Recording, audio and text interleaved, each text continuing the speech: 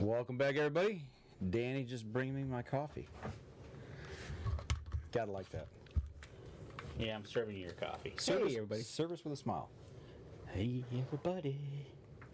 Oh, boy. We're gonna do our best to stay online today. If power goes out, the power goes out. That's all I can tell you because it is windy here in Michigan. That's why I'm kind of glad we didn't have a guest.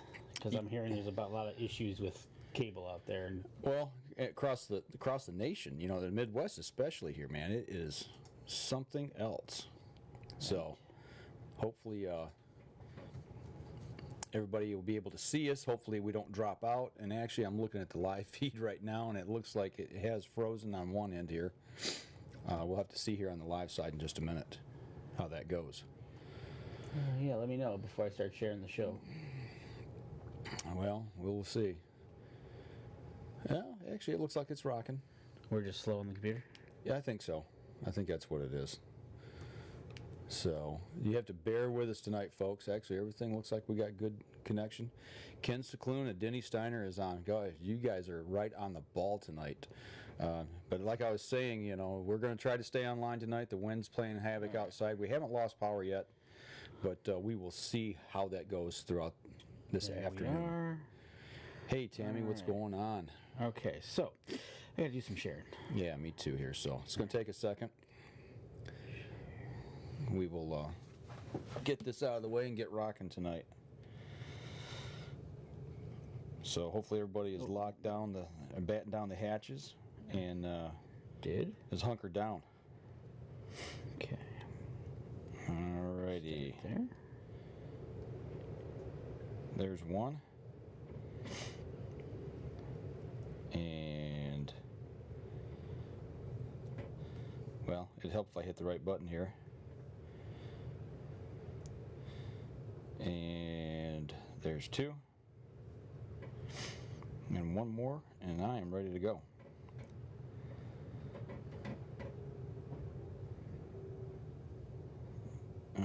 Okay, come on. There we go. All right. I am set and ready to rock. Glad you are. All right. So, like I was saying, pretty windy. The weather's playing havoc. It's been one of them weekends where I spent a lot of time on the road. Did a turn and burn yesterday. So, 22 hours, I think, is how long I was awake. Nice. We'll get into that here as soon as Danny gets ready. Hey, Tim, see us. What is going on, my friend from West Virginia? Your ears must be ringing because Danny and I were just talking about you before we went on. Just talking about you. Amazing how that works. Right? Okay, that one, that one, that one. And I will be glad when my basketball coverage part of my job is over with so I can actually watch On the Limb on Friday nights. He had a good show going Friday night. Yeah, I see he got some wing bone turkey calls. Yeah, he won something, I guess. I would love to hear those things, but once again, I'll be busy again this Friday. But if y'all are not, go over to On the Limb on Facebook, Friday, 8 o'clock, right? Yep. 8 o'clock. Fridays at 8. Our show. And Tim is talking turkey, takes questions and the whole 9 yards, so it's a good time. Denny Steiner just taking a break, mounting my sable on the base and mounted the Cape Buffalo yesterday. Nice. Denny, do you do your own taxidermy work? I get the impression that you do because I saw you got some mounts in here, or the plastic forms, or styrofoam forms, so just wondering. May have to have you on talk about doing taxidermy here at some point in the future. You about ready there, bud? Almost. Last one. All right, I'm going to go ahead and kick this off. Here we go. Stand by in 3, 2, 1. Welcome back to the Up North Journal podcast on a windy, I almost said Wednesday, on a windy Sunday evening here in the cabin. Man, I'm glad that we don't live in Kansas, because if we were, I'd think we were in a tornado or something. We wouldn't be in Kansas anymore. Right, man. It is whipping out there. It is howling. You know, you actually got back before it started. Yeah, luckily. That was my goal. Yeah. And it started out, I guess, pretty calmly. But by this afternoon, oh, man. she was a whipping. Well, when I woke up at 10 this morning, finally, it was It was just kind of getting started with the wind cranking, and as the day progressed, it's gotten a lot worse here in Michigan. Matter of fact, they've shut the Mackinac Bridge down. Had ice falling. That picture you posted. Is that crazy or what? My cousin posted the same thing. I tell you what, would that not scare the heebie-jeebies out of you when it hits your windshield? You know, we've at the TV station I work at, not our primary transmitter tower, but our tower that transmits to our main tower in Chesaning. You know, it's 200 feet tall. It's got the guy wires and everything that hold it up. When ice starts coming off of that thing, they make us all stay inside. You can't get in the parking lot, or they'll have everybody move their cars out of the parking lot because of falling ice. Absolutely. So same with the Mackinac Bridge. You know, and that's got those big tubes of wires that the ice probably sits on, and then. Did you follow that post down and see the guy that they were going to send up? They got a picture of a guy up on the main stretch on the main cable. He's tethered in, you know, on both sides, and he's chipping ice as he walks up. Yeah, as he's going up the cable, cutting ice. I tell you, no way, huh? Not in this wind, man. No way. That is one of the God, what's his name? The Dirty Jobs guy. He did it from Mike the Mackinac. Yeah, he did that, and he walked up that. And I know a guy that's been up there on that. Cool. Doing photo work for the Michigan Department of Transportation. A guy I used to work with. Yeah. Oh man. And they've got a picture of him tied on, and he's got a camera, and he's holding I think he's shooting video. He's holding the camera as he's standing, but he's tied in. He's tied off on both sides. And this is up at the top, not down low, but up towards the top. And the guy was on the tower, and shooting a picture of him holding the camera, taking video. Wow. And I'm like, nope, no, thank you. That's right. So, yeah. I scored something pretty cool this morning. I see you got some new attire there. Well, this is one of the things. I got this Friday night. Yeah, that's nice. I could have got yours to you Friday night, but it had you. I would have been in style at the show. It was late, but I got my Easy Cut T-shirt. Yeah. Just give us a squeeze. Is that the slogan? Give me my shirt. Oh, it's on the back. Okay, I was like, okay, where are you coming with this? Nice. You know, give us a squeeze. You know, we've talked about Easy Cut quite a bit here in the last couple of weeks. You know, we're part of the staff there, and I had the privilege of being able to see these guys at the show this weekend. So it was nice putting some names and faces together. So we'll talk about that here in just a minute. But before we get too far in, don't forget Hunter's Blend Coffee. Hunter's Blend Coffee, absolutely. We're having some right now, and you know what? It's actually tasting pretty good coming out from outside. But you can still go to the website, huntersblendcoffee.com. Use the promo code capital UNJ, and they'll give you 10% off your purchase. Absolutely. And we're going to go back to the gym I was at the gym this morning. Right. Did you prepare your stuff?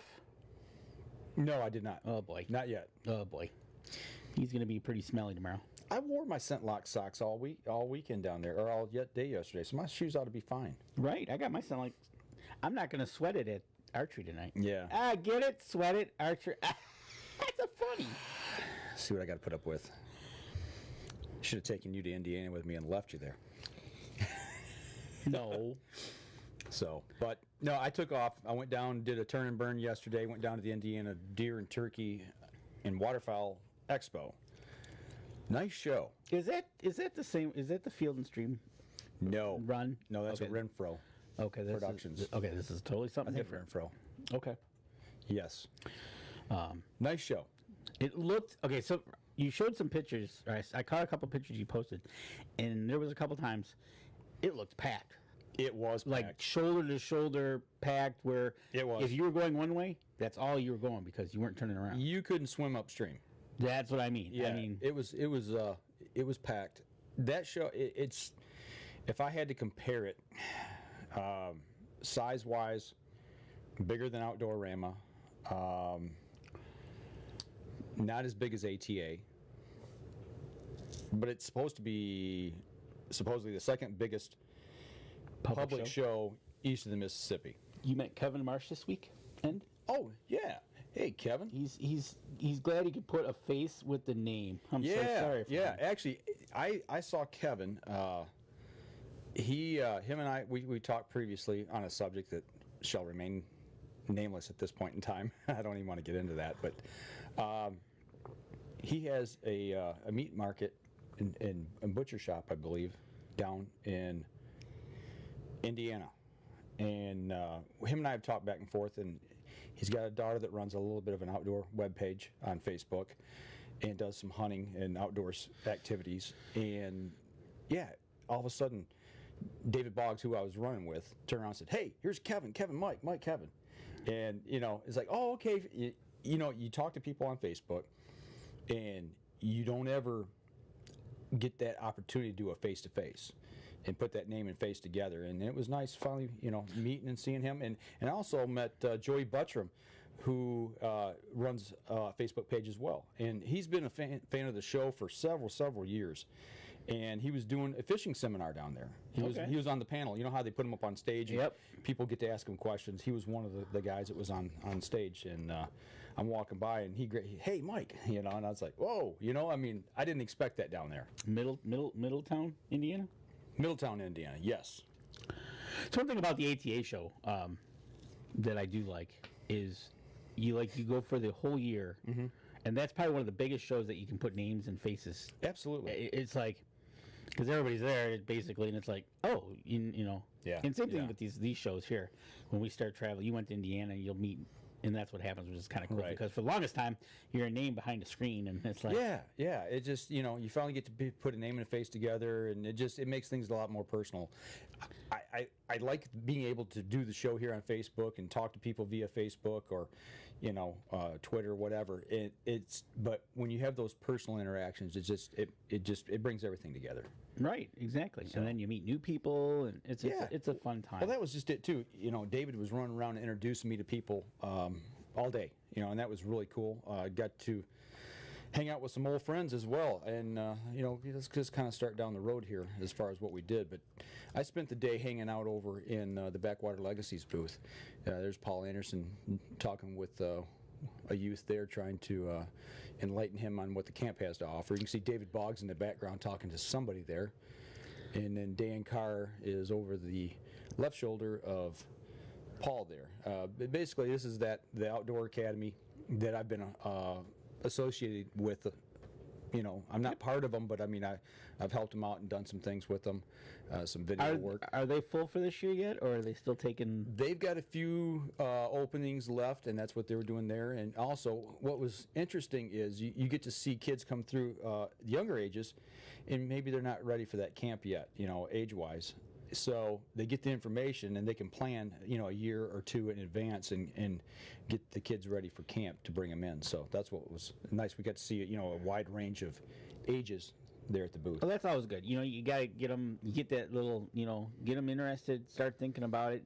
And in a public show like this is really, they get their first, their first glance at the pictures and talking with the people. And you get the parents, you got to get them going, bring them on the level of what this camp's about and what, send them there and see what happens. And Dan Carr here in this photo, this is one of the gentlemen that I'm going to be able to hunt with this year while I'm down there in Indiana. So I'm really looking forward to, getting to know him a lot better and spending some time down there. So, but I got to run the floor with David pretty much all day, and it was really nice being able to spend some time with Dave. And he's since the accident, he's kind of getting back on his feet and moving. It's a slow road. It is, but I tell you what, it's hard for me to keep up with him. The guy is just so determined to push forward. He walked my legs off. Right, exactly. So, and did they pull all the screws out of his legs yet? I think they got a couple that is trying to contain him. Oh, okay. I know he was there. He did a post that he was in the hospital again. Yeah, they did. They pulled some rods out of his back. Wow. So yeah, but no, he's on the mend, man. There's no slowing that guy down. Big shout out to Tony Smith who's watching. All right, hey Tony, what's going on? We started the day when we got in. I went in with the guys from Backwaters, and the public was waiting to get in. We got in at 9 o'clock. The main doors opened at 10. Okay. When we got there, we had to fight our way through the crowd to get to the door to get in.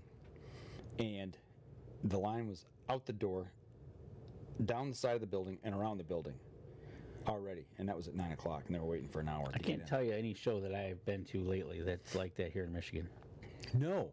And it was, like I said, it was wall-to-wall people. It was good. I mean, it was busy. that whole day is. Kevin says he's donating the processing of a deer on the youth hunt. That is awesome. That is awesome. So, another guy giving back to the outdoors. Much like backwaters. That's part of it, right?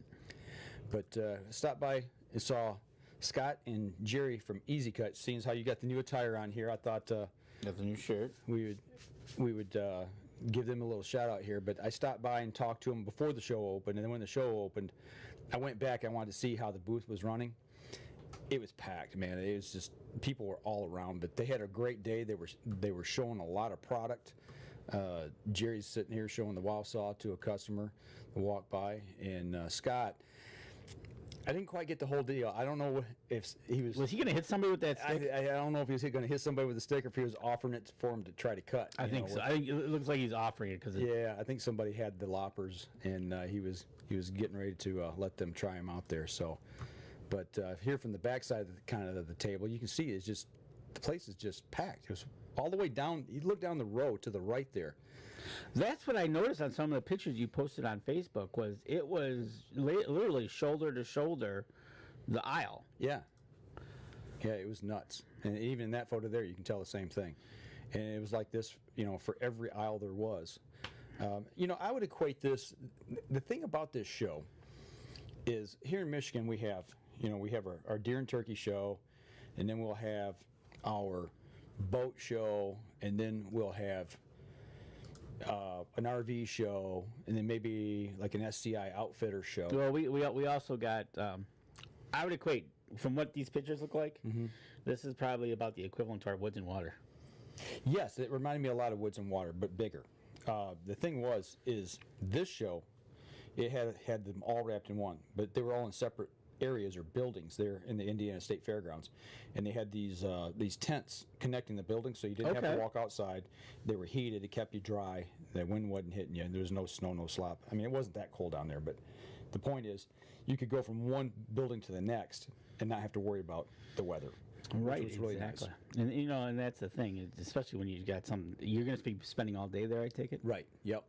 Absolutely. You go in and you had the hunting section or the hunting building. Then you had the power boats part. Okay. Where it was just power boats, and then you go into the RV section, and then you go into what was called Tackle Town, which was all fishing gear, and then they had the outfitter section. In a separate building. We didn't make it back to that one. We simply ran out of time. That's exactly what Outdoorama, which is coming here next week, right, used to be like years back at the state fairgrounds. They had the two buildings. One was all outfitters. The other one was all your. It's all inclusive. Yeah. And we don't have that anymore. That's I don't know. I don't know if it's good or bad. It's different. The West Side Show, Wellers, is pretty big. Right. But I don't think it's as big as Complex. It sounds like. No. So you got to watch because at that they're stuffed into the outside of the hallway, right, as well. Right. So, it depends on what your place that you're hosting has to offer. Yeah. But so good. It sounded like it was. It started on Friday. Actually, this was the last weekend. It was a 2 week, covered 2 weekends, like 10 days. Really? A Friday through the following Sunday. But the hunting part of it was just, I think, Thursday, Friday, Saturday, Sunday. Really? Or Friday, Saturday, Sunday. I can't remember Wow. which. Yeah. But all the other parts were already open, and had people going through them. But so the all-inclusive part with the hunting as well was just this last weekend, long weekend. Anybody going down to the Dixie Deer Classic next week's in Raleigh? Jeremy Snyder is going to be having showcasing the Easy Cuts there next weekend. All right, so you guys want to check out Easy Cut? If you're down in the Raleigh area, stop by and see Jeremy there at the booth. Jeremy, what booth are you going to be in? Let us know. Yeah. Ken Cicluna, you're right. Yeah, it looks like the Hunting Time Expo in Grand Rapids. That's a good show. Yeah, I've always liked that show. This one's definitely bigger than the Hunting Time Expo by far. I mean, just because the fairgrounds are so much bigger. Right, exactly, and that's the thing. It depends on like I said, what places host you is going to limit you. Right. And so, go ahead. Like Outdoorama, they've split it in half. one is the Outdoorama show, and the other half is the cottage Right. show. Right. Yep. So I tell you what, let's go ahead and take our first break. We're bumping up here on time, so we'll get that out of the way. When we come back, we'll talk a little more about what we saw down there this weekend. We'll be right back after this.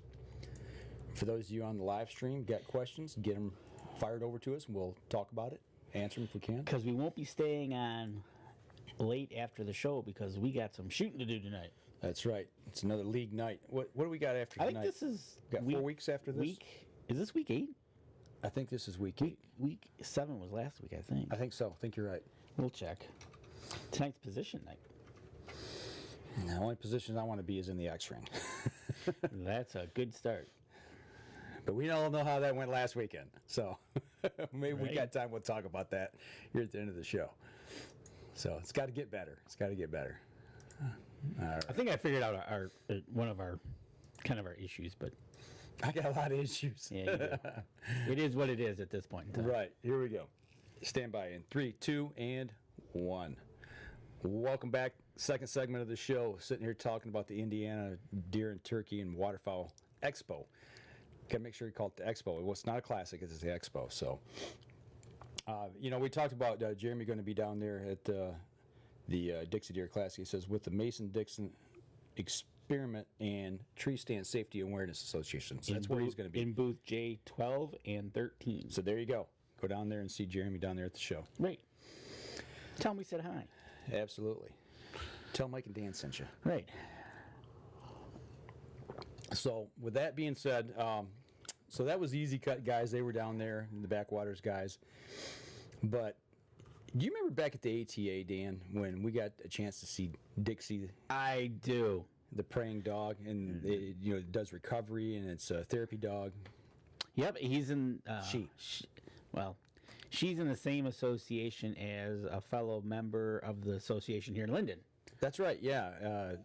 The I forget what they call them, but they're basically recovery dogs. You Yeah. know, if you're out hunting and you shoot a deer and you can't find it, tracking dog, the Tracking Dog There you go. Association. So, but Yeah, so Dixie was down there. yeah, well, this was at ATA, and unfortunately, I forgot to take photos while I was down there of Dixie, but you can see Dixie here. This is a photo off of her page, and I got a chance to hang out down there and talk with them a little bit.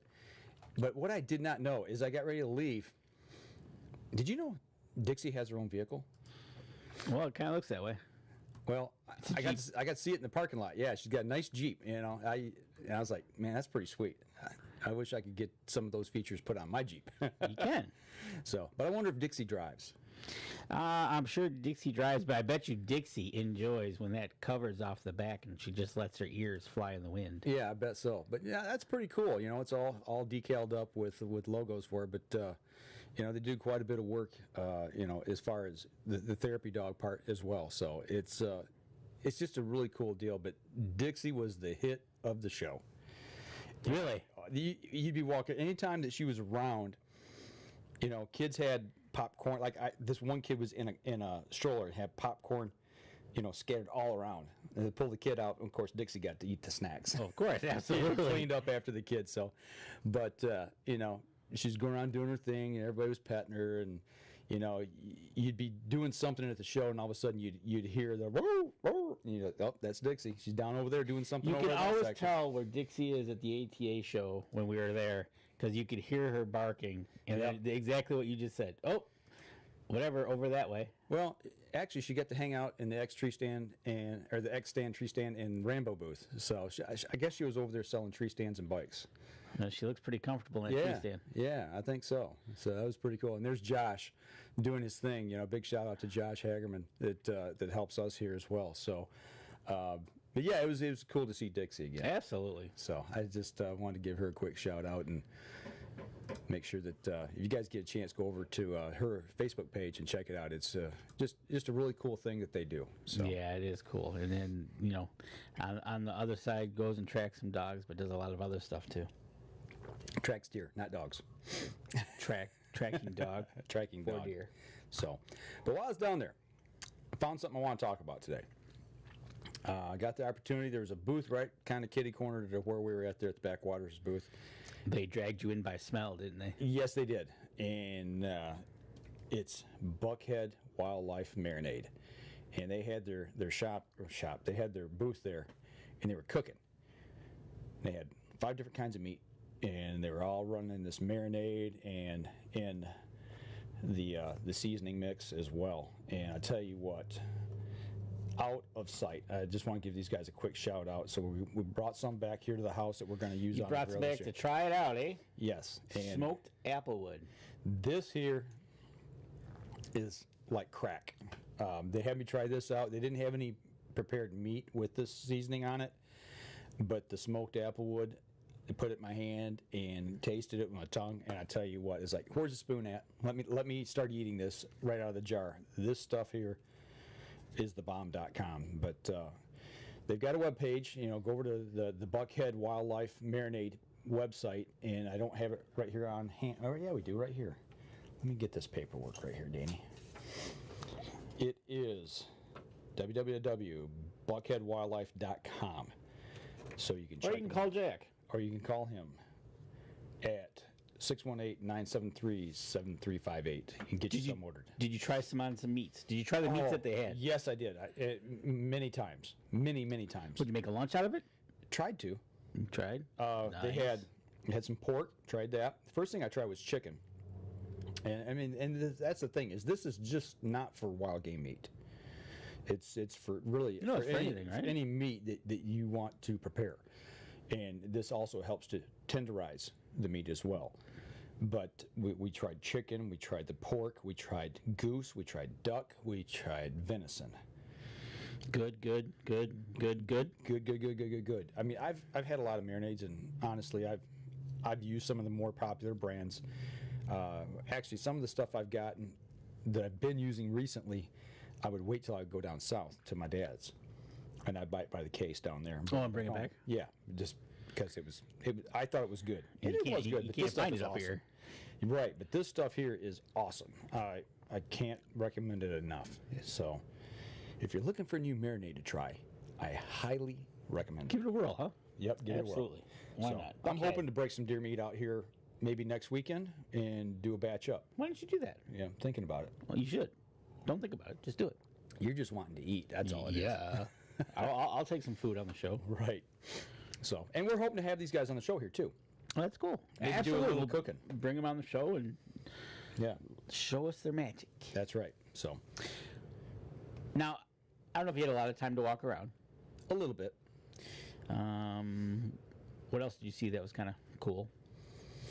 The pork rind stand. The pork rind stand. Yeah. Or Fresh- or fresh- crackling. Yeah. Fresh pork rinds. Oh, thebomb.com, man. I didn't buy any. I didn't bring any home, but we had a bag there in the booth, And it yeah, didn't last long, did Yeah, it? we tore that up. So, Right? Yeah, it was good. So they made them fresh on site. No, well, I say fresh, but it was bagged up there. Okay. Right. It was good. bagged and ready to sell. I don't think there is. The only thing that would make that any better is if you'd put a little bit of this smoke applewood I don't think there's a- seasoning on it. I don't think there's a bad pork rind. No, there's not. I so. really don't. As bad as they are for you. Yeah. Hey, Benjamin Farrell, what is going on? Matt Howard's joining us too. Hey, good to hear from Ohio. Jim Miller, gobble gobble. Absolutely, man. Ready for turkey season. That's the thing, going down the show. I'm cruising down through Indiana, getting close to Dave's place. And as the sun's coming up, what am I doing? I'm driving down the freeway, and when I got off freeway, the side roads, and I'm left, right. I'm looking in the fields trying to find either turkeys or deer. Didn't see any. I don't know why. I was Because the turkeys were in my backyard. a little disappointed. You did have a few in your backyard, didn't you? Yep. And it was kind of cool. Mm-hmm. They showed up at 11:30 in the morning. That's odd. They were my daughter Kelly was sitting there and started to hear them. Okay. And she's like, "Wow!" And the garbage truck was coming too, and they were actually louder than the garbage truck. Really? So she's like, "All right." So she stood up and kind of looked around, looked out back, and they were there. They were 25 yards behind the house, full strut. What are you feeding? I have not seen gobblers there. In the last time turkey came through, it was a bunch of hens with some poults. I wish I had the picture up. I forgot to put the picture on the show net. We'll put it up next week for sure. But yeah, there was 6 to 8 of them. One's got a really nice beard. I'm not gonna lie. Yeah. But okay, so I heard that, right? That was she sent me those pictures. I think that was Thursday. Okay, so you were at work when this all went. Yeah, this was. She's sending me pictures at work, going, Look at this. Yeah, so I'm like, great. And then Thursday night into Friday morning, I let the dogs out at 3 o'clock in the morning, and the coyotes were going crazy. I mean, they were close. I kind of have a northwest direction that they were, because even my dogs were staring off into the woods. Right. And they were just going crazy. I kind of know where they're at. I know what big patch of woods it's over off Donner. Okay. On the back side of that. Right. But you want to leave the window open so you can listen, but yet you don't want to freeze. And I'm like, right. But that was cool to hear. It's cool, but also at the same time, you know that they're out there ready to feed on something. Yeah, so I'm thinking one of the deer might have. The deer, most likely. Turkeys would be roosting, so. Yeah, the turkeys I wasn't worried about. But I don't think anybody's got any chicken coops around, so. Yeah. Well, I know we're having issues at our camp. I just talked with a guy up there today, with my buddy John, and there have been issue after issue after issue with coyotes on the property for the last week. Last night, listened and heard him drag a deer down. Went out looking for it this morning. Couldn't find out where they were at, but he said it sounded like there was a dozen out there. It was a big pack. It just seems to be a repeated problem up at our place, and the deer are really skittish, and they're getting Hammered. harder to see because either A, they're getting eaten, or B, they're getting out of the area. Well, and plus, up by me, which already has a lot of snow, is supposed to get an additional 12 inches. Right. It makes it easier for the coyotes and the wolves and predators to stay on top of the snow, and the deer have to go through the snow. Right. So right. they become easy pickings. Well, and up in they just got hammered with a ton of snow. Our camp just got hammered with another foot of snow. Those are the issues, and then coyotes can run on top of that hard pack where the deer can't. So, right, exactly. So it's getting to be about it, but it's still March, or we're coming into March, so we're not into the danger zone yet. Right. But as soon as we get towards the end of March and into April, that's when it's going to get. We need a thaw up there. Right. I'd like to see, but then with a thaw, you got to watch the flooding, right? Right. Yeah, it's double-edged swords. Yeah, exactly. So. Never a perfect situation. No, it's not. But I just wanted to ask you, besides this, and did you see anything that caught your eye, product-wise, or anything like that? I know the pork rinds caught your eye, obviously. Yeah. There was a vendor there that had like backpacks and bags and big, heavy canvas bags. They had all different shapes, sizes, colors, camo patterns, and the prices were really, really reasonable. If I'd have had a little more time, I'd have done some more investigating. David told me he's worked, he's talked with him before. Stuff's really well built. They had some interesting concepts and shapes and sizes of bags, for maybe like a day pack that you're going to be on a hike with, like a backpack style, but maybe a little smaller, more like,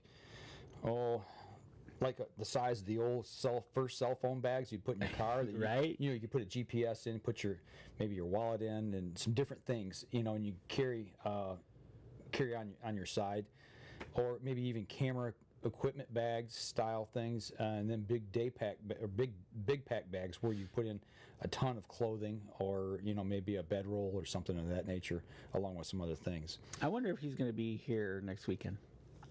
I don't know. There is a group. There is a vendor there that has the same exact stuff. Okay, probably is. Probably makes the circuit and tours the circuit. And you're talking about at Outdoorama, right? Yep. And I know Easy Cut's going to be down at Outdoorama, and hopefully we're going to be able to be down there and talk with them and see them. And I'll probably be down there Thursday night, big buck night. I'll probably go then. Okay. Plus, Easy Cut will be there. Yep. Plus, they're going to have seminars, and Tim Andrews is going to be in town. Tim's going to be back in town. Yeah, he's going to be doing one on scouting cameras, I think, but don't quote me on that.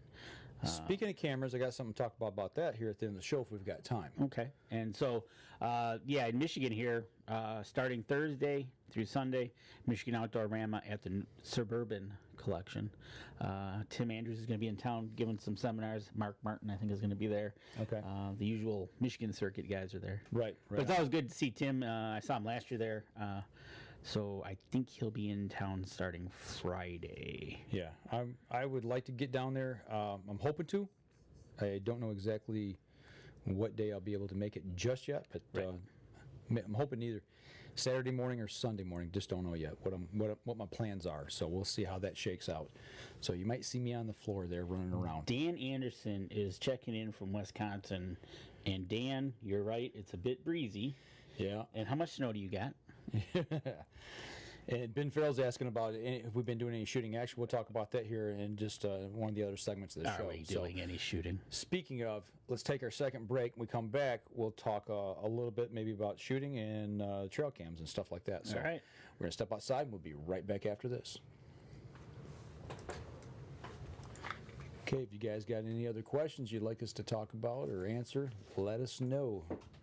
We'll be just a second here with a third segment of the show. Hey, that rhymed. Yeah, it did. Very good. You're awesome. Look at that. I'm a poet and I didn't even know it. Alrighty.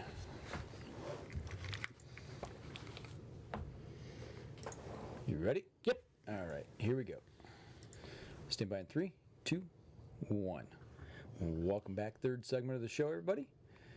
Sitting in the cabin, listen to the wind blow. Yeah, I can hear it howling a little bit, hearing the tag on your electrical. On the meter outside? Yeah, swaying.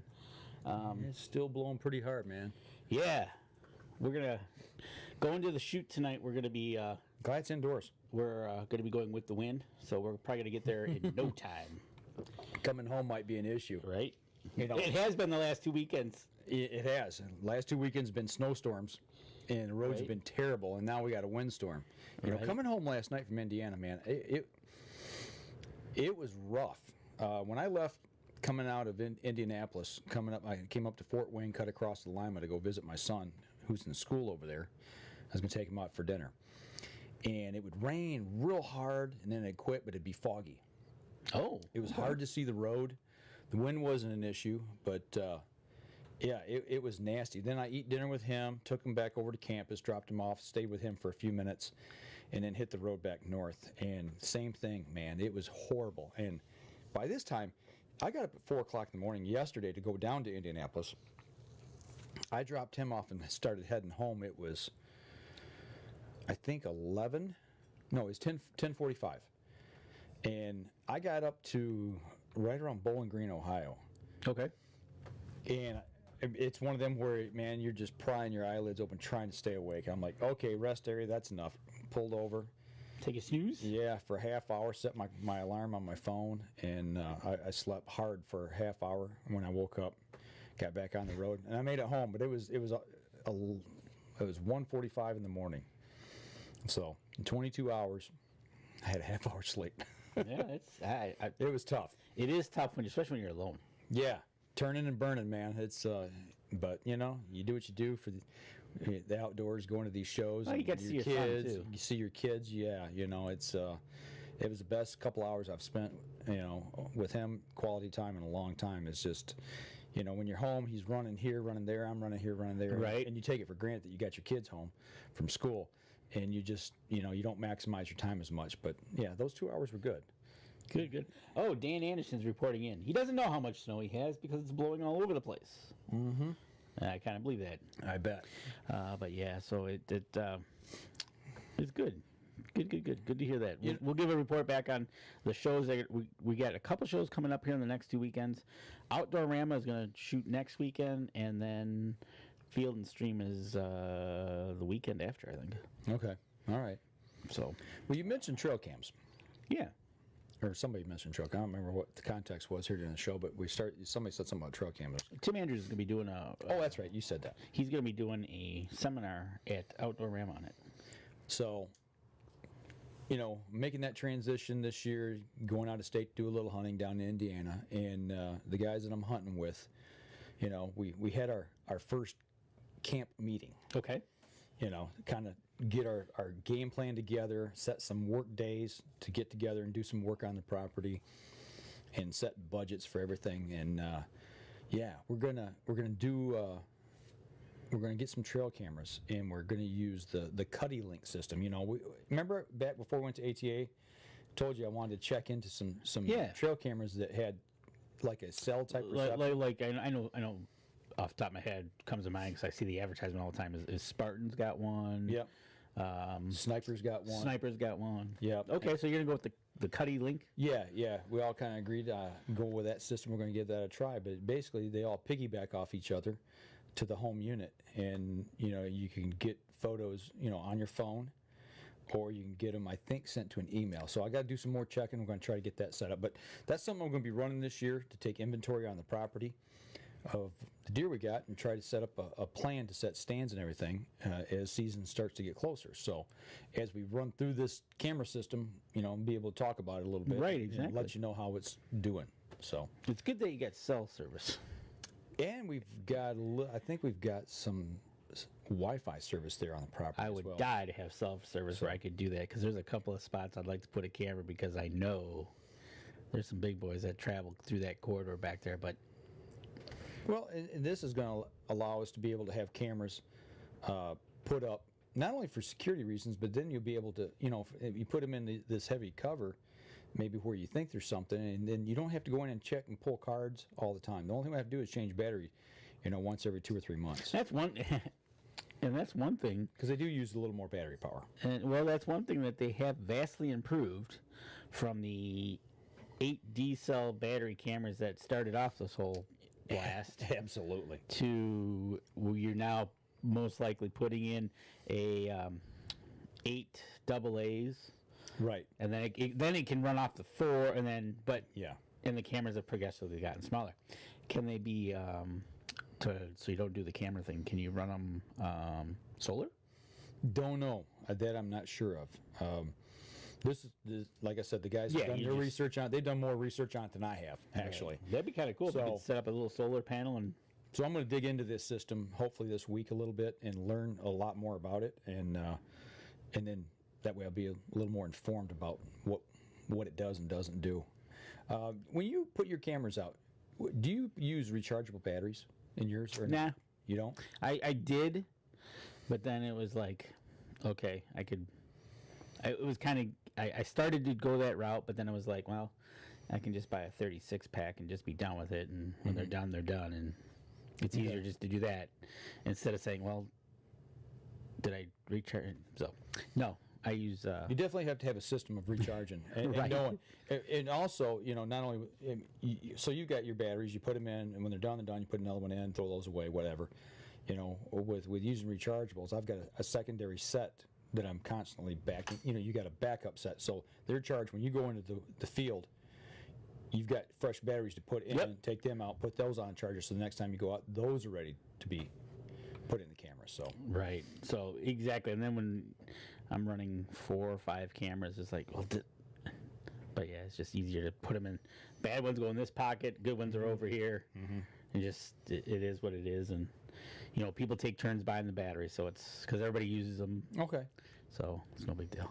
so yeah, we're gonna be running down through that. So I'll have some additional cameras out as well. You know, I mean, everybody knows that I run Brownings. You know, that's my preferred camera of choice when it comes just to basic standard camera. So I know the other 3 guys that's hunting with me, it's going to be a mixture of cameras. So it's going to be nice to be able to look at all these different cameras and be able to say, truly understand which one has the better performance, maybe longer battery life. You know, there's different situations for all of them. They're always saying we got this trigger speed, we got that trigger speed, Right. and it's like, okay, so you say you have this trigger speed, does it work for me? Exactly. Yeah. So you know, and that's one of the things that you just you'll learn, and that's kind of cool. So you'll be able to give better reports when people ask you, what do you use? Right. You know, like right now, I think I've got 4 Cabela's cameras, 1. 2 Moultries, and then I got and I can't think of the name of it. It's green, but I can't remember it. It's a point and shoot. It was free when I bought it blind. Is it one of the Primos cameras? Yes. Okay. And actually, it was probably one that took one of the best pictures. Really? Yeah. Okay. Go figure. Right. Exactly. It's like, okay, it is what it is. So, Right. cool. So yeah, you getting that all set up, ready to go. Yeah, it was that kind of made it official.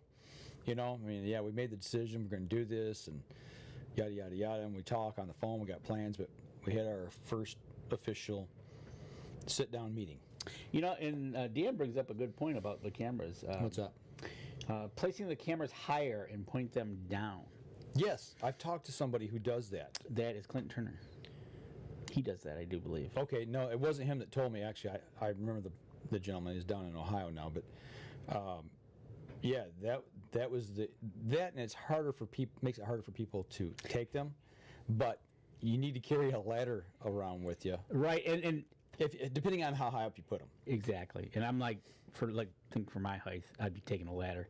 But it's funny you mention that because that's a tip and trick they use on the DNR show that I watch when they're trying to scout or Catch surveillance. Yeah. Yeah, they go out and they climb up into the tree or do whatever, get it higher up. And then one of the tricks was to always carry a wedge block. So you can point it. So you can just put it in the back of the camera and tilt it forward. Right. So Yep. That's always kind of cool. Yep. But yeah, you're right. And plus, that gives you a different perspective on different bucks. Right. It gives you a better view of if you're looking for the headgear, age structure. You know, you're trying to get a better view. It gives you not just a side view at hip height or eye height or whatever it might be for us. Right. But it gives you a totally different view. What the seminar that Tim's going to give? What day is that? Or is it all weekend? It's all weekend. Thursday, Friday, Saturday, and I do believe Sunday. Okay. I'll have to check. It's at different times. I know there's one Friday I think is early afternoon, Saturday is late afternoon, and Sunday I think is morning. Okay.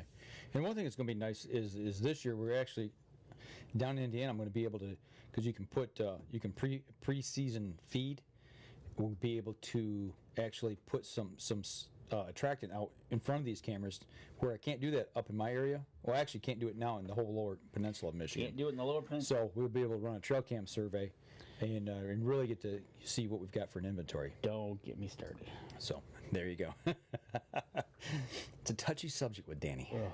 What up? With a lot of people here in Michigan. So, and speaking of that, I got to set in a little bit on another little meeting that went on with a group of guys that are pushing for certain pieces of legislation in the state of Indiana to promote hunting and protect hunting. And the subject of CWD come up. And, Really? yeah. Did it now? And then they found out I was from Michigan, and I was like, yeah, let me tell you. I said, it's a subject that will divide the hunting community right down the middle. I mean, you've got them on both sides and to the opposite extremes, you know, and all in the middle. I said, it's just an ever-encompassing problem for people to deal with. And I said, and everybody's got an opinion about it. I said, and there's not a lot of, there is facts out there about it, but I mean, we just haven't really come up with a hard solution yet as to what to do. So he's doing the do's and don'ts of running a trail camera. Okay. Friday at 1:30. Saturday is going to be doing it again at up here 4:30 to 5:30, and then he's going to be doing it one more time Sunday morning at 10:30 to 11:30. Okay. All right. Yeah, so there you go. But there's a whole schedule. I mean, you can spend a whole day there going to seminars, walking the floor. But check it out online. Go to Outdoorama.com. Yeah, and it sends you the show span. All right. Well, I'll tell you what, let's take our last break. We come back. Let's talk a little bit about, we've asked a question about shooting here, so let's cover what we've been doing there at the league and how things are going. Yeah. What we've kind of figured out. So, all right, we're going to step outside. We'll be right back after this. And for those Ken's of you going to love deer camp meetings. Yeah. Ken, if you love deer camp meetings, then I'll bring you to mine here in a couple months. Yeah, that'll see if that changes your tune.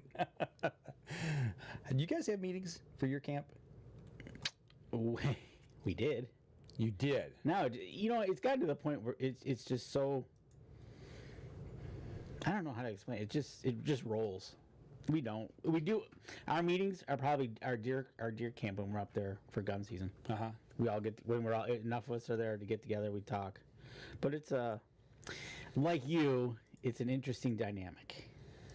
You know, what amazes me is how one animal can create so many problems. It can bring a lot of people together as well for a common good, but it can also divide us. It just the white-tailed deer. I mean, I honestly don't get it. Then you got people writing about it that probably shouldn't be writing about it, or they write an article about it that kind of misleads you, and it's just. Are you going in any particular direction with that? No, I'm not. Dude, I'm staying out of it tonight. Okay, all right. Here we go. 3, 2, and 1. I just seethe. Welcome back. Fourth segment of the show. You okay? Yeah, I'm fine. All right. You know what? We talked about in the last segment scouting cameras. Scouting. I scouted something out today, and I bagged it.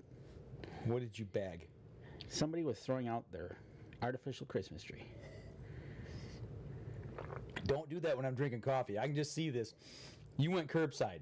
Yeah, they actually had it in totes. I know what you're going to do. You're going to use it as cover for a blind, aren't you? Absolutely. I knew it. And this one was great because it was individual branches. Was it one of those silver ones? No, it was not silver, and it wasn't pre-lit, thank God. The one I got last year was pre-lit. Oh, okay. But anyways, yeah, they had it in totes by the curb. Nice. I'm like, okay. Yeah. I'm going to pick it up. So Gabby and I drove the truck around the block. It's in the back of my truck right now. What did the missus think about that? Oh, she knows. She did. I did it last year, so she was like... But what did she think about it? It makes sense, and plus it's free. Okay. All right. There you go, folks. It's actually a pretty good tip that you can use for your blinds if you want to put something on them like that to help break up the silhouette of them. Use it to brush them in, especially pop-up blinds. Right, exactly. And it's natural, and it stays there all year. So if the trees around you or whatever might die, you still got that green. Yeah.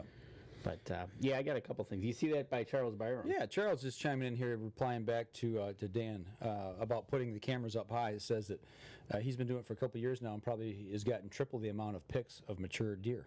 So it's helping him out in the field. So, yeah, I've heard of more people doing this here in the last couple of years and having success with it.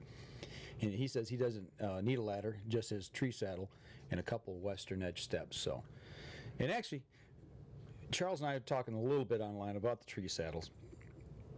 Something that still intrigues me, so it's something I'm going to have to do some investigating on.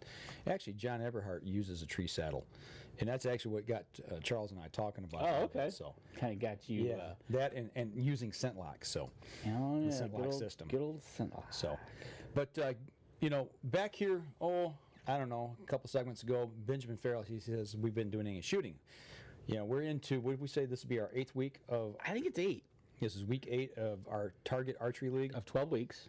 So, last week, I had another off first 5 ends. There's 10 ends to the half, so that's what, 20 ends to the night? Yeah, we shoot 60 arrows total. Yeah. 30 a half. So, when Danny and I get there, we really don't have a lot of time to warm up, but we do get practice in, the 2 practice rounds, and the first 6 arrows I shot, I was like, boom, boom, boom. It was just, I felt good. And then when it comes scoring round, very first arrow, I flinched and busted out just outside the 6 ring for no score, and I'm just like, what just happened? Right. Then the mental game starts, and it took me another 4 ends to kind of figure out what's going on. Danny knows this, but I really haven't talked about it a whole lot, but my left shoulder's been giving me fits, especially since we started working out. I've got a real weak left shoulder. The socket, I get shooting pains through it. So when I'm shooting and pushing, what I finally figured out is I'm breaking down on the shot, and I'm collapsing on that shoulder because of that pain. And I realized that week before last. I kind of worked that out towards the end of that round, or that night, and it popped back in my head, and I'm like, I think this is what the issue is again. So as the night went on, I made sure to get into the shot, really have forward pressure hard. And when you do that bow, it'll steady right up. Because before I was just making donuts. I mean, Right. I could not hold still. I could not hold on the center. But when I got that forward pressure, good hard steady forward pressure on that, and as I released and pushed through the shot, everything came back together. The other part of that is exactly what you said. Some of the people are there 5:30ish, and they kind of warm into the game and get You made this statement last week. a dozen arrows. Where think about that dozen arrows that we could have practiced if we got there earlier enough before we get into scoring. Right. And it would be like the 2 practice rounds would just be the fine tuning before go. Right. For us, that is our start of our fine tuning, and it, like you said, it took you 4 ends, 5 ends, 4 or 5 ends to figure it out. and it hits you right. Because it becomes more of a mental issue at that point. It's like, man, what am I doing? You know, why am I breaking? You know, why am I not being able to concentrate and get onto that center? But after I started doing that, I went back and looked at my score sheet, and really the last 3 quarters of the night, It was a lot better. it was like I'd shot the nights that I shot my best score. Right, exactly. So, So- and the 2 guys we were shooting against, which was shooting everybody against everybody in this league is fun, but these 2 guys were lights out. Oh, and man. It was watching those 2 guys go at each other was just it's priceless. And, Well, the one guy, I think he shot 57 out of 60 X's. right, exactly. You know, and it's just like, man, it's just lights out watching these guys shoot. But we discussed this on the way home too, because we're shooting skinny arrows, and we're Yeah. not shooting fatties. Right. That we might be leaving 10 points on the board because Yeah. we didn't catch the line. Right. So just something to think about for us for next year. That we're Yeah, thinking, absolutely. we'll probably have to get some fatter arrows for next year's indoor league. Already thinking about it. Absolutely. Already planning on it, actually. So that's a plan for next year. So, hey, Chris Kreiner's on. Hey, welcome to the show. Oh yeah, Chris man. Kreiner. You missed the coyote talk earlier. The coyote gunner. So, you know, Ken's talking about the tree saddle changed the game for him too as well. He loves it. Dan Anderson replying back says that he's thinking the same thing about the trail cameras. He knows that the deer know the cameras are there. Yeah, yeah. I think it's not so much the camera. I think it's so much the scent. Could be both. You know what? But if you ever notice some of your pictures that are taken, you ever notice the deer's coming up to smell it anyways? Yeah. They're inquisitive about it, so yeah. Yeah. Dan's probably right. They know they're there because they see something it. that's different. Yep, they see something that's different. Exactly. Or they hear something.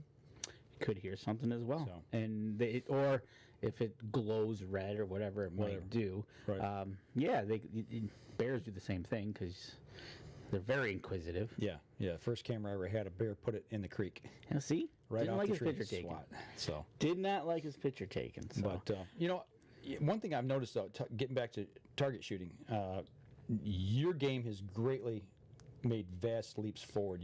Every week you're making that march right up the hill. I'm trying to every week kind of set a goal Right. for the week. And right now my goal is to try to hold everything in the red rings. And 7 and in. yep. And so it's like I crushed 2 arrows last week with my That's right, you did. with my He Robin Hooded. with my Robin Hood, which is painful. Yeah, I'm standing on the line, and I hear the sound, and it's you can't really describe the sound, but if It's a crunch. It's a crunch, but it's a very distinct sound, and you always shoot right in front of me, and I shot, and I heard that, and I just kind of look, and and I can't see down range Right. well. Anyway, my eyes are bad, but I'm like quietly, I'm like, Danny, was that you? And he goes, I think so. Right, it was me. But Yeah, it was. But the thing was, and give him props. He had, I believe, was one of them an X? it was an X1010. An X1010. The 1010 was The 2. the Robin Hood. So Yep. he's like I said, he stepped his game up, man. It was right on. That is You're awesome. right, Matt Howard. Red or better. But so every week I try to step up my game by this week I'm going to do this week, and so far I'm now down to the red. And last week I think I had 4 outside of the red. Yeah. And so it's like incrementally I'm going in the right direction. Yeah. That's my whole indoor game this year. Right. Well, and that's kind of for me, that's the ultimate goal. I mean, the ultimate goal for me is if I can get yellow and better. I was doing pretty well at red and better. I was getting to that 4 or 6 arrow mark. You know, I'll flinch on a shot. It happens. You know, concentration breaks down. But like I said, the last couple of weeks, actually, the last three weeks have been really painful on my shoulder, and that's what I've been. And we're seeing that when we're lifting weights. You know, we're depending on which. We do shoulders on Thursday night, and I think that's what aggravates it. Shoulders on Thursday nights, but arms on Tuesdays doesn't seem to bother you as much. But not when at we all. move to shoulders, it becomes, you know, and you can always, it's kind of odd. You think your right arm is stronger than your left, but I'm finding that to be different, which is kind of weird. Yeah, I don't know. I worked out today, and I thought about it after I worked out, and I went, uh-oh, I got to shoot tonight. So that ought to be entertaining. I got up this morning, I said, you know, it'd be a good day to go to the gym. And I thought, no, we're shooting tonight. I am not going to go to the gym on a night we shoot. So I did a half hour of cardio on the elliptical, and then I did 6 machines, 2 arms, 2 shoulders, and then 2 abs. And then that was an hour, so I was done. And then I got to see our local celebrity there. Ah, okay. Yeah. So, but anyways, I was with Gabby, and so it was fun. And so we'll see tonight. I'm gonna stop. We're gonna get out of here. I'm gonna pick up my can of Mossy Oak Pursuit for my evening drink. If you want to know who Danny's talking about, PM him and he'll send you a link to who we're talking about. Yeah, it's an interesting. When he told celebrity. me who was in there the first time, I didn't believe it, and then when he showed me, I was like, OMG. Right? Yeah. So anyways, he's on YouTube. he is. He's on a YouTube. Instagram sensation, I guess. Yeah, so. But anyways, so we're gonna get out of here. But as far as shooting, I think this indoor league for both of us has been very good. It's been good and eye-opening as well. Eye-opening, and it's just kind of tacking on more things that we're gonna have. Maybe for next year, a lens. Yeah. I'm thinking about maybe getting one in the next couple weeks. Bigger arrows. Yeah, definitely. And changing our rest. Changing the rest, yeah. And for me, I definitely got to get to the eye doctor and get my eyes checked again, even with my glasses. Now, last year I had to start shooting with glasses. There's no way I could even think about shooting anywhere near 20 yards and out without having glasses on. Couldn't focus on the target. I couldn't see it. It's just too blurry. So, and now my eyes have changed again. I can still see it, but it's not crisp and clear. I cannot see that 10 ring, and I think a lens and getting my eyes checked and new glasses is going to help greatly. And I hope, and maybe I'll talk to Jim tonight, but as far as lens power selection, right? I'm hoping he could bring some, and I'd like to try different ones because we've heard everything across the board. I've heard from an 8 to a 1, yeah, and everything in between, and I'm like, okay. I think it's more like personal preference. It's got to be because the one guy shooting Vegas was shooting an 8. Yeah. And I'm like. And then other people are saying, well, I shoot a 2 or I shoot a 4, I shoot a 6. And it's like, well, wait a minute. Yeah. Time out. Well, you know, why is it all across the board? But it's just got to be personal preference. But then they say, okay, for indoor, you want a higher power. But then when you go outdoors you want a bigger power because you're shooting longer distances. Right. Yeah. I don't know either. So we're gonna stay tuned. We're gonna play with that as well. So yeah, exactly. So, but so far for this week coming up, it looks like hit the Outdoorama and kind of check out the outdoorsies. Find out who's going to be there, who's going to be in town. Okay, Chris Cryer, quick tip here. He says the infrared can tip deer off and other critters off too. A lot of times they'll look right at the camera even when they are a ways out. I agree with that. I mean, because even the human eye, when you have those no flash or red flash infrared, if you're looking at if you see it, if you're looking at the camera and it goes off, you can see something. You get the red glow. Don't you? Yeah. Well, there's a thing there that hits you that you can actually physically. You can see a little. So if you do that at an angle, it'll be down at their feet. Well, it doesn't hit them directly in their eyes, you know. And a deer's eyes, the one thing that we learned in the deer steward class is the eyes. The deer's eyes the pupils are not round. They're slit. You know, they're horizontal. Oh, they're horizontal. Okay. Because what they're doing is they're scanning. They're not so much worried about. They do now that they look up, but that's because of us. But in nature. they typically don't have predators that they're worried about that are up. They're more concerned with what is on the horizon, you know, and that's what they're scanning. They're scanning that whole horizon, and that's why their eyes are slit, so they can gather that peripheral as well. That's why they can see up to 300 degrees. You know, there's only a 30 or a 60-degree cone behind them to where they can't see. Right, and that's the thing too. Is when the deer looks up, you're right. That's because something is We've educated them. Is either educating or made a noise up there. True. That, like a squirrel will do that. Yep. So 360 or 300 degrees is what they 300. That's they their have 60 knots. field of vision. Yeah, there's 60 degrees behind them. There's a cone directly behind them, 60 degrees, that they cannot see. Plus, their head's on a swivel anyway. Right. So, but you know, you think about that when you've looked into a doe's eyes. I have. When you look to it, you can see the slit. Yep. And they're built that way for, is for that peripheral vision on the horizon. And even when they bend down to eat, their eyes roll up, and I forget there's a term for that, but that way as they're eating, they're still looking and scanning that 300 degrees For predators. Yeah, Yep. it's just for survival. So When you see them grazing like that, so Yep. that's good to know. well, I'll tell you what, let's go ahead and wrap up the podcast. Yeah, let's show wrap here. up and Head to the archery range. Bombo Genesis our way down to Who we got on the show next week? next week. Ladies and gentlemen, show announcement. We are going to be having the one and only Bobby Vargas on the show From PSE Archery. from PSA Archery. And if you've known our live show from ATA this year, and obviously videos we've done with him in the past, he is the man, the myth, the legend they call Bobby Vargas. And we're going to talk about 3 different types of bows. And we're going to have him live on the show to run through them. And because these bows are, one, going to be good for turkey season, and one is going to be good for target, and the other one is crossbow. So There you go. So make sure you tune in next week. For the podcast people, that'll do it for us this week, folks. And for those of you on the live stream, we got a minute or two here. We will hang out here for a second, but then we're going to go run and Charles, shoot. yeah, that's not he needs a new rest because his fall away rest didn't fall away when it was supposed to, and it happened at the worst time because he was staring at a booner. Not good. Yeah. Not good. Whoops. Malfunctions will happen. They do, you know, and that's part of it, unfortunately. Yeah. That we have to deal with. But man, that would make me mad too. But other than that, anybody else? If not, yeah, Dan, we're gonna definitely try to shoot straight. That is our first and foremost. Our goal is to shoot straight.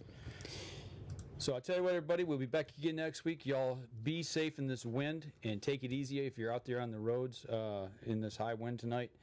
And we're gonna head south down to the local archery range. Wish us luck, and we'll be back again next week.